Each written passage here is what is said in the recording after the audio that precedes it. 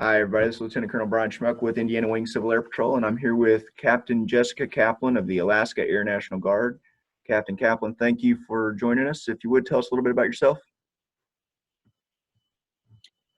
Yeah, so as you said, Captain Jessica Caplan, I was in Civil Air Patrol um, 2008 to, I don't remember, 2013, 14, something like that, around the time that I moved up to Alaska. Um, Decided to join the Guard. I knew for a long time that I wanted to be in the Air Force, and Civil Air Patrol kind of paved that path for me to get in, and here we are, living the dream up in Anchorage, Alaska every day. So, when did you first decide that you wanted to be a pilot? Because I knew you from your days in Civil Air Patrol, and you were always very anxious and eager to get out there and learn new things. And I remember when you mentioned that you wanted to be a pilot, I thought, well, that's fitting. But how old or where were you in your life when you decided you wanted to be a pilot, I guess? So what's funny is I don't think about this very often, but I do have this very vivid memory as like a young tot. Um, I don't know, maybe like 10, 11 years old. I wasn't in Civil Air Patrol. I didn't even know CAP existed. I didn't know anything about the military. I'm 10 years old. And we went to, what is it, Thunder on the Ohio? Is that the air show? Right. So we went to Thunder on the Ohio, and the fighter planes were going over. And I don't remember anymore. It was Blue Angels or who it was. Uh, and I had a little poster, of the planes, and I just thought it was the coolest thing ever. And I said, as 10-year-old me, like I'm gonna be an Air Force pilot one day. And then, like most 10-year-old dreams, like that kind of went to the wayside, and there was a whole bunch of other things that I wanted to do with my life at the time too. And then, fast forward 18 years old, joining Civil Air Patrol, and just saw, you know, saw aviation, right? Like I didn't really have much aviation background. I had none, to be exact. And Cap got me, into a plane. Like, yeah, it was a Cessna, but like that's where you start. That's what it is, like that's aviation in Alaska. And so I got into the plane a whole bunch, and I just fell in love with it. Went off to college at Indiana State and decided, I'm going to get get a minor in aviation technology and use student loans to help me pay to get my PPL. So there I am. It took me about a year. I did a semester of training at Indiana State, and then I decided second semester of my senior year of college, what better time than now to move to Alaska? And so moved up to Alaska, finished up my training up here, flying in God's country, and that just really cemented like my love for aviation. And this whole time, like I knew that I wanted to get into the military, and I knew I wanted to join the Air Force, but I didn't know what I wanted to do. I was like, I'm just going to go be like a load master, and at least I still get to wear a flight suit. I'm still flying, but I'm enlisted and I'm a load master. But I met these F-15 fighter pilots from Kadena Air Force or Air Base in Japan, who were like, look, you've got your degree, you have your private pilot's license. What are you doing with yourself? Like, put in for the pilot board. So I put in for the pilot board in the Alaska Air National Guard, and it was the only wing that I applied to, which typically most people apply for multiple wings across the country. And I was all my eggs in one basket. I don't want to leave Alaska. This is where I want to fly. This is where it's magical. And put in my packet. Didn't think I was going to get it, and it's like 3-4 months later, did my interview and got the phone call that I was going off to fly, and that was it. That was the dream right there. And so it just kind of all came together. I can't even say that there was one definitive moment in my life that I was like, I am going to be a pilot. It was just, I just went off and I did it. Maybe not the best answer, but kind of like you said, I like to learn new things. And I was always, poking at everything that I wanted to try. Like, oh, that looks cool today. I want to try that. And this just worked out really, really well. Yeah, I'd say. So you had you talked about you moving to Alaska and because you just up and decided you wanted to live in Alaska and you knew you wanted to fly, but you moved up there and you didn't get selected for pilot school or even get into the Guard until after you were already living in Alaska. Is that right? That's right. Yeah, I moved up here just because I wanted a new adventure, right? You know, I grew up in Southern Indiana. I grew up in Evansville, and I was excited to try something new. And moved up here. I was working in a mountaineering shop. You know, I was selling ski equipment and mountaineering equipment to people, and I loved that job. Like I still think about that job. But I knew, like I said, I knew that I wanted to get in the military. So I was putting my name out there, and I was trying to get in, and I was, you know, facing a couple of little obstacles, if you will, which I mean, we can get into it as you want, but faced a couple of little obstacles and um, had to fight for it, really. So talking about the obstacles, because I know we kept in touch during this time, and I kind of heard about your difficulties getting in, the obstacles that you had to overcome. Can you talk a little bit about that? So there I am, 18 years old, and I was having a lot of knee problems, and we couldn't figure out what the problems were with my knee, and went in for just like an arthroscopic scope surgery, right? Which is basically like two little tiny incisions, like, oh, let's go in here. Hey, your meniscus is kind of weird. They cleaned it up. Everything was fine. Moved on. Now I climb mountains and I'm skiing and I'm very, very active and I'm constantly moving, constantly go, go, go. And but now it's in my medical record, right? So here I am trying to get into the guard, and my medical packet's pretty significant, just because there was a lot of doctor's appointments trying to figure out what was going on with my knee. So my packet was pretty thick, a lot of MRIs and that sort of thing. And the flight doc surgeon at MEPS didn't like it, is basically what it comes down to. He didn't like that I was having knee problems. You know, I'm 23 years old at this time, so it's been a while, right? Since I was having problems, but I'm 23 years old at this time. And he's like, nope, I don't like this. And so he disqualified me. And at this time I was trying to enlist. I was trying to be a loadmaster. And I was like, well, that's really disappointing. And I had this rock star recruiter. He was amazing. Who was like, okay, well, let's see if we can get you in on the Army side just to get you enlisted. Like we'll swear you into the Army, and then we'll swap you over just so we can get you through MEPS. We tried everything we could. And I was putting in, you know, request after request to be seen. I was like, you're not even seeing me. And then we resubmitted my packet again. The whole Army thing didn't work out.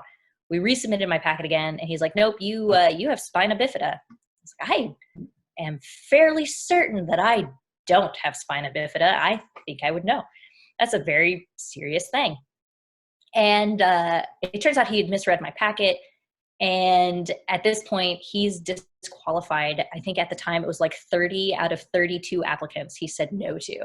So it's pretty significant. So the Air Guard was really starting to hurt. And so we put in a liaison into that office. And finally, somebody was able to read my packet and be like, no, she's fine. We need to at least see her and run her through the questionnaire and whatever it is that you do at MEPS. In this whole time frame, sorry. So I started off trying to enlist, was facing issues. In the middle of that, I'm like, I'm going to be a pilot, and put in for the pilot board, got hired. And now I'm like, I am going to be a pilot. Like, you will see me at MEPS. It's probably been about a year at this point, from like start of putting my packet in to putting in for the pilot board, or getting accepted by the pilot board. Like, you will see me. Like, I am not going to play this game. So I started talking to the recruiter, and I was like, what are my options? You know, turns out one of my options was a congressional waiver. So I was getting ready to write a letter to my congressman, who I don't remember who that was at the time. And thankfully that was kind of the fire under the butt that was needed, so to speak, and was able to get in. And they're like, okay, we'll bring you in. We'll come talk to you. I was like, thank you. That's all I want. So I was able to get in. Took probably about a year and a half from the first time I submitted my packet trying to enlist to submitting it now as an officer, or an officer candidate. About a year and a half trying to get in with just a variety of medical problems. And what it comes down to is, I knew there's nothing wrong with me. And I knew if they just talked to me, they would see that there was nothing wrong with me. And so it was all about perseverance. And I went through 2 recruiters in this time frame, and my next recruiter was quite frustrated with how often I was reaching out and contacting him. And it was every other day, like, hey, have you heard anything? Have you heard anything? He's like, you've got to stop. Like, no, you know, the squeaky wheel is what's going to get the attention, right? The sooner you get me into MEPS, the sooner you don't have to hear from me ever again. And that's really what did it. It was like a lot of stubborn, very stubborn perseverance, just really pushing through when I know that I can do this, that anything that the military is going to throw at me, I can do this. That's good. I always like hearing that story that, you know, the stubbornness in particular, I remember, but yeah, that's an important lesson I think to send out is that, you know, the perseverance. If it's something that you want, you know, you can do, then you stick with it and you can meet your goals. Right. Now, excuse me. Uh, Now, when you got to the flight training portion of your Air Force career, what challenges did you have in flight training that you had to overcome? Training was really, like, I'm not going to sugarcoat it. Pilot training was very difficult for me. The biggest problem I think right out the gate that I had is I was an off the street hire, right? Like all the military experience I had is what I learned in Civil Air Patrol, right? Which is not, it's just not the same. It's very, very different organizations. So I have no military experience. I have nothing. You know, I went through the Academy of Military Science to get my commissioning, and that was it. And all I have is my private pilot's license. I don't have much. So first of all, like the first obstacle to overcome was coming in and just learning how to operate in the military, which it's not like it's a big drastic change, but there is an understanding, you know, especially being, I hate to say it, but especially being a female in a male dominated career field, there's a lot of things that you have to learn to adapt to and how to understand and how to handle.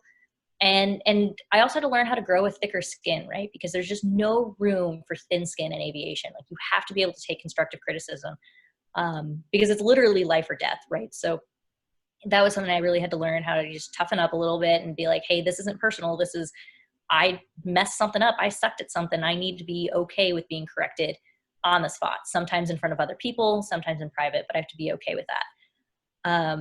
My next biggest obstacle was I didn't, and you might remember this about me. I didn't super excel in high school or college. And so I didn't really study. And that's a problem. Like I passed all of my classes and obviously I graduated and I had good enough scores and grades to get hired into this spot, right? But I didn't know how to study. And I was able to kind of, you know, fake my way through most things, which really bit me because now I had to learn how to study because I couldn't do that here. It is an absolute fire hose of information, learning how to be in the military, learning how to fly, learning, you know, for example, instrument ratings, right? An instrument rating in civilian world can take 6 to 8 months to learn. We got our instrument knowledge and rating, if you will, in the span of about 2 weeks.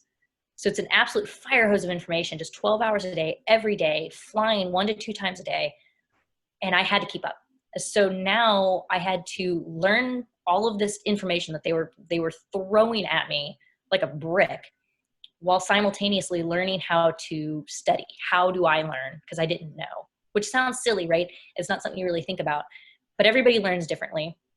And until you're like put into the situation where you have to study and you have to like not just retain information, but understand that information as well, that's when you really have to, you really figure yourself out, you know, for lack of a better way to put it. So now I'm spending extra time on top of my time studying, just like trying to figure out what worked best for me. It turns out to be flashcards worked really well for me. But that took me a lot of trial and error to figure out those flashcards and group study. So that was a big problem with me. And then there was a lot of like, I had a little bit of a different flight training experience than a lot of people do. A lot of people come out of pilot training thinking like, this was the most amazing year of my life. This was great. You know, I loved everybody I worked with, everybody in my class. And I didn't really have that. We kind of had a little bit of a click going on in our flight. There was some interesting personality conflicts that went on. And I faced a lot of problems with that, actually. Like it was a little bit of a struggle, especially because I was one of two women in my class of 24.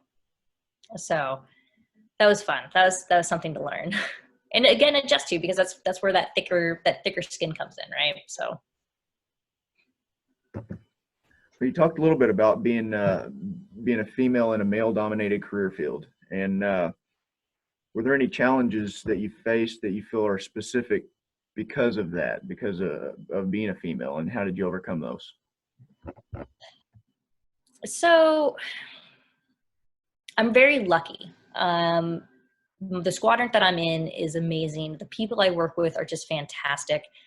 I really wouldn't say that currently, like on an operational in an operational field, do I encounter any problems. I love everyone I work with, and everybody's very receptive and very family focused, very family oriented, and it's great. In pilot training, it was a little bit different, and I did face a little bit of very fascinating adult level bullying, which I never thought I would experience. Um, for example, I was told that I didn't deserve to be there repeatedly. I was by my classmates. They told me that I didn't deserve what I was doing. I didn't deserve to be in pilot training. And it basically came down to the fact that I was hired off the street, whereas they had done 10 years as an enlisted member before they were able to get hired on to be a pilot. And I didn't. Like, I skipped that, right? I put in off the street and I went straight to pilot training. So we're in the same spot, but I did less work in their eyes. But the truth is, and what they weren't willing to listen to, is I busted my butt, right? Like, I worked hard. I did have to graduate, and I had good enough grades. I had to go through the interview process. I had all of those medical issues that we already talked about, and a lot of it, it was so much. I don't know if it was jealousy. I don't know if it was what it was, but it was a lot of, you don't deserve to be here, and nobody likes you. Nobody likes that you're here. It was fascinating. Like, I felt like I was in third grade again. And at the end of the day, I graduated pilot training, and now I fly C-17s, and the person that caused me the most problems did not graduate, and he failed out of pilot training. I also, like 2 weeks before graduation, right before my final check ride, I walked out to my car one day, which was parked in the dorm parking lots on base, right outside my door, 20 feet from my squadron. And I walked out the door, and my tire was flat. I was like, oh, that's weird. I walk around, and I realize all 4 of my car tires are flat. So that's not normal. One tire, I understand. There's a lot of construction in Enid, Oklahoma.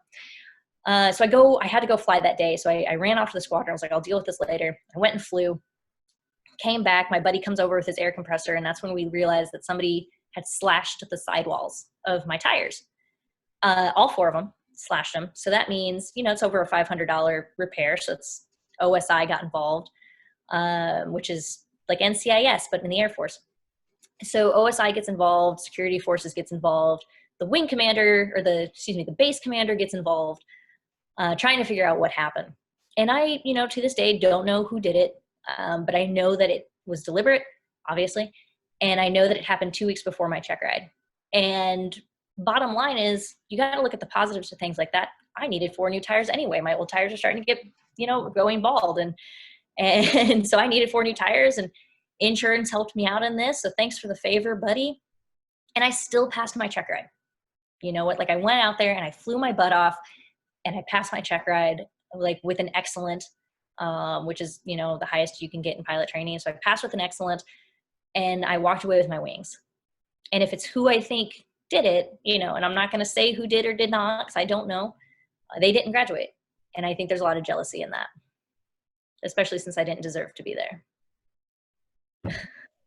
Well, for somebody that didn't deserve to go through pilot training, you fly a very impressive aircraft, and you've been trained to fly 2 operational. Is that correct? And yeah, so I got hired. So the nice thing about the Guard is, when you go through the interview process, you get that phone call like, hey, we want you to fly this airplane. So you know what you're going to fly. And that's different from your active duty brethren who go the entire year through pilot training, and they find out at assignment night what they're going to fly. And so that's a very stressful time for everybody. But for me, it was very nice. I'm like, I know what I'm doing.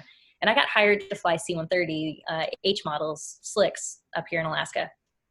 And I was really looking forward to it. It was great. Got out of pilot training, went off to Little Rock Air Force Base, spent 7 months there learning to fly the C-130, got qualified, passed my check ride. The problem was, while I was there, they were taking away our airplanes up here. So the squadron up here lost the C-130s, and we just dissolved. We didn't dissolve that squadron because it became the C-17 squadron. That's a whole complicated thing, but lost my airplane is the bottom line. So my Finney flight in the C-130 was actually my check ride at Little Rock. So I never got to fly it operational, but I did get qualified, which is really nice. And then I came home. I went to survival school, and while I'm at survival school, still trying to figure out what the heck I'm going to do with my life, they're like, hey, we have C-17 school dates. Do you want them? Yeah, absolutely. I would love to do that and stay here at the same time. Because at this point, I was now looking, do I go to Reno? Will I go to Cheyenne? Where will I move? And I didn't want to leave Alaska. Wow, that's quite a journey there, just in the very early part of your career, to have to be jumbled around like that. Yeah, 2 years of AETC. The Air Education Training Command it'll take it out of you. Now, of all the airplanes that you've flown, what is your favorite? That's such a hard question. I get asked that a lot, especially between the two that I was qualified on, between the C-130 and the C-17. And the way I always see it is you always remember your first, right? And the C-130 will always be near and dear to my heart. But she's dirty and she was old, and the C-17 is also dirty and old, but it's got nicer equipment and it's easier to do things. And I have autopilot that actually works. So I loved the C-130 and I loved its capabilities, and it's such a cool plane because you're such a pilot in it. It's all steam gauges, and we're talking H models here. It was all steam gauges, and you had a little bit of glass, and that was it. And it was awesome. Whereas the C-17 is it's all computers. I'm more of a systems operator some days than I am a pilot, but they're both so great. So if I really had to choose one, I might actually say like the T-6, because the T-6 was, the closest to a fighter plane that I'm ever going to get, and it's got a propeller, but being able to do, aerobatics and, pseudo dogfighting with your buddy in formation, 10 feet away, like that's something I'll never do again. Because formation in a big airplane like this is like, half mile, not 10 feet. So what's the most interesting thing that you've gotten to do as a pilot? I've done so much cool stuff. I've seen parts of the world that I'd never see otherwise. There was a while there that I was in Japan like every weekend for like a month. I'd be in Japan and then I'd come home and then I'd be out again in Japan. And it got to the point I was like, I'm bored of Japan. I just want to see something new. And our mission is so vast and so diverse. On the same mission, I can be moving troops into theater who are, going to be away from their families for months. And then the next day I'm moving Aeromed patients, into Germany. But for me, what is the coolest thing? I actually did something really cool recently, back in February. So pretty recently. This was really cool. We went into Kuwait, and went from Kuwait to Jordan. And I'd never been into the Middle East. I hadn't been into Jordan. And here we are, flying in and around Iraq and Iran, and trying to skirt borders and all sorts of fun stuff, and talking to some actually very interesting people on the radio. And so anyway, I'm going into Jordan, and I knew that the controller was going to keep me really high for a long time before letting me descend to go land. And I'm going into this like little tiny fob just to pick up these Green Berets is the goal. And so it's this middle of nowhere little thing, and you can't pick it out because it's brown on brown. And I'm 26,000 feet, 20 miles away from the airfield when they're finally like, hey, okay, you can descend. Now, typically 26,000 feet, I want to start that descent maybe about 80 miles away. So here I am 20 miles away. And I'm diving and driving into the ground. I think it was like a 6,000 to 7,000 VVI, like vertical velocity or whatever, pointing straight to the ground. trying to get in, and I'm doing like 360s, trying to just dissipate all my energy. And I shacked it, and I landed, and the Green Berets that we were picking up got it on video, and I was so excited. And it was like probably one of my nicest landings that I had done, especially considering just how much work had just gone into doing that. And you know, my pilot in the other seat is sitting there just like, you got this? I was like, oh, I've totally got it. Like, this is great. This is awesome. And I shacked it, and I landed. And we're talking to these guys that we picked up, and it was like 5 or 6 of them that had been in Syria for about the last 9 months. And they're like, we were supposed to go home a month ago. I was like, well, what happened? He's like, nobody could get in. So it was really cool that I was able to get in. I got these guys. I got their stuff, took them to Scotland, and then proceeded to break in Scotland for 3 days before I finally took them home. But that was really cool. It was a really cool experience getting to fly into Jordan and pick these guys up. And basically, like, any time that I get to redeploy people home is like the best feeling ever. Like, I love doing that. That's my favorite part of the mission. That's good. That's a great story. And I actually saw that video. Oh, did you? That was interesting. That was looked. It was a textbook landing from what I could tell. That was pretty. It was probably one of my smoothest ones, and it was great because the gentleman that was working the tower didn't speak English, and so we'd ask him things, and it took us a little long to figure out that we needed to just ask yes or no, not if this then this, because we'd say, hey, do you want us to taxi forward, or do you want us to park here? Yes. That's not an answer. And so that made it pretty complicated. But besides that, it was probably one of the more fun tactical level things that I had gotten to do. That's awesome. So, and for me, it sounds like this would probably be the same scenario, but for you, it might be different. What would you say is the scariest thing you've experienced that you can talk about? So I actually get asked this question a lot too. So from the beginning, in pilot training, actually, in the T6, which is an ejectable aircraft, we were doing spin recovery. And I think I'd only been in the plane, I don't know, a month or so. Like, I hadn't been flying very long. And we're doing spin recoveries. And my pilot in the back, my instructor, was a prior Navy helicopter dude. So he doesn't have like a ton of, fighter plane experience or fixed wing experience at that. But anyway, so he demonstrated, because I was nervous about spins. I just didn't like them because I'd done them before in a Cessna, and I just knew that they were just kind of uncomfortable. So he demoed the first one. It was graceful. We kicked up in the spin, we fell, and he fixed it, and it was wonderful. It was like, all right, your aircraft. I'm like, okay, that was easy. I can do that. So I kick it up into the spin, or into the stall, and I kick in the rudder, and we flip. And we were supposed to, let it flip, and it'll start to spin. You let it spin twice, and then you recover. I can do that. Okay. Well, we flipped. We got into the spin, and I'm like, all right, idleize, neutralize. Super easy. And it didn't stop spinning. And we're at about 21,000 feet, starting this in the high MOA, for a really good reason that I soon learned. And so we start spinning, and it becomes more and more aggressive, and you're just corkscrewing towards the ground. And I'm like, I'm idle neutral, and I can hear him in the back. He's like, no power. I'm like, there's no power. He's like, all right, well, I have the aircraft. We're spinning aggressively towards the ground. And he takes the aircraft, and I see the stick and controls move, and I hear him grunting in the back, and he's like, huh. And I guess he just let go. I don't know what he did. And it stopped spinning. And we pulled up and out of the spin, and I looked at our altimeter, and we're at about 10,000 feet. And our ejection envelope was 7,000 feet.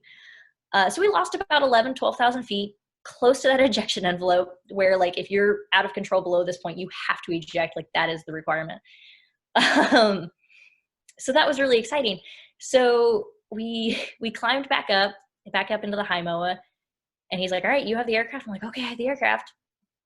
And he's like, all right, what's next? And I was like, just, barrel rolls or whatever was next. I don't know. He's like, okay. And so we're just tiddling about for like a second. We called it border patrol, because you would just like patrol the border of your MOA. He's like, hey, you want to go home? And I was like, I do, actually. I do really want to go home. Like, that was terrifying. So we go home, and I think that scared the crud out of him too, because we landed, we shut everything down, we get out of the airplane, and he squats down in front of the airplane and just stares at it like this for about 3 minutes. And he looks up at me, he's like, I think we torqued the body. so, so that was terrifying. In the C-17, what have I done in the C-17? I've had all sorts of like malfunctions, like computer malfunctions. And that's like our big thing is the computer, malfunction. So I've had like flap control issues and stuff, but nothing really scared me quite like that. Please keep talking. I'm just going to grab my computer charger. Yeah, I'd say if your IP is panicking in the back seat, that's probably a bad sign also. Right. The fact that he was like, hey, do you want to go home? Like really told me that maybe what we had just done was very out of the norm. Yeah. And it was funny. I was supposed to fly with him the next day. And I gave him my little, what was it? Like my flight plan card or whatever. And he's like, hey, why don't you have spins on here? I was like, I did that for you. Like I took those off on purpose. He's like, nope, we're going to go spin the aircraft.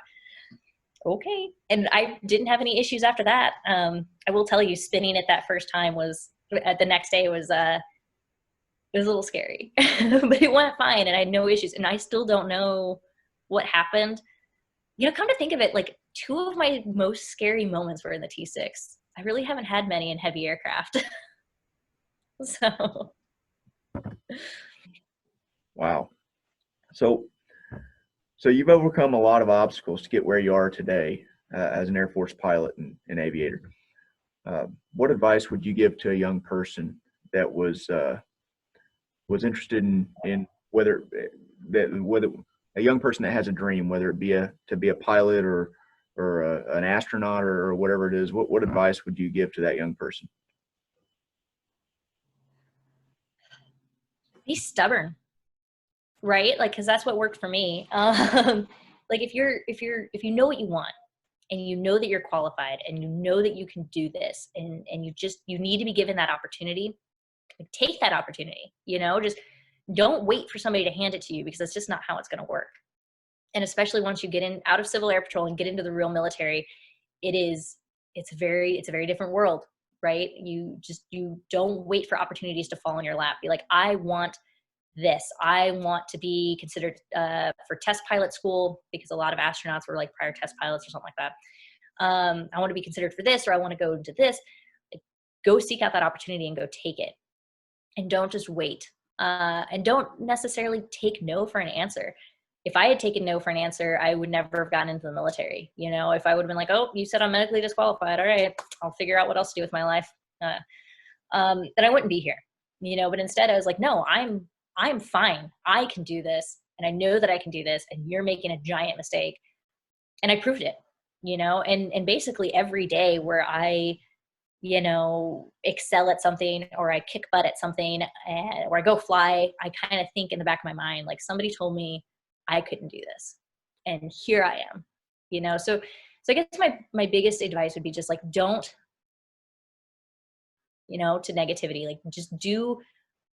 If you know that you can do something, like push and study your butt off and figure it out, like figure out how to get that opportunity presented to you. And don't say that, oh, it's high school or it's college, it doesn't matter, because I learned the hard way that it does. And you should learn how to study.